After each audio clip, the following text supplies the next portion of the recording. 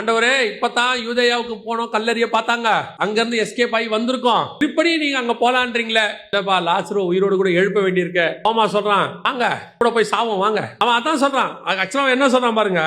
அப்பொழுது தோமா மற்ற சீஷரை நோக்கி, அவரோடு கூட மரிக்கும்படி நாமும், அது அப்படி இல்ல, இவர் கூட சேர்ந்து நம்மளும் சாவம் வாங்கடா. அவனுக்கு போக இஷ்டம் இல்ல. சீமோன் வீட்டுக்கு போறதுக்கு இஷ்டம் இருக்கு, சகை வீட்டுக்கு போறதுக்கு இஷ்டம் இருக்கு, கல்யாணத்துக்கு போறதுக்கு இஷ்டம் இருக்கு, ஆனா எங்க போறதுக்கு இஷ்டம் இல்ல, கல்லறி வாங்கன்னு தெரிஞ்ச இடத்துக்கு போக இஷ்டம் இல்ல. இயேசுவோடு கூட நடத்தல் என்ன தெரியுமா?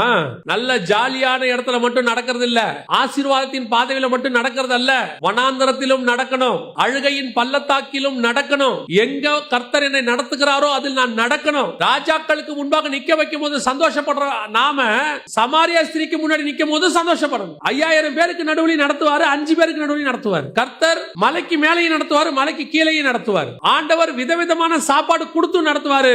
40 வருஷம் ஒரே மன்னாவை கொடுத்து நடத்துவார். இப்ப என்ன சொல்லக்கூடாது, ஓ இதே சாப்பாடு தானா, இதே மெனு தானா, இதே வாழ்க்கை தானா, இதே ஊழியம் தானா, இதே வீடு தானா? கர்த்தர் எதை கொடுத்தாலும் அங்கே மனரம்யமாய் சந்தோஷமாய் அவரோடு கூட நடக்கிற அனுபவம் இருக்கணும். இதான் ரொம்ப முக்கியம்.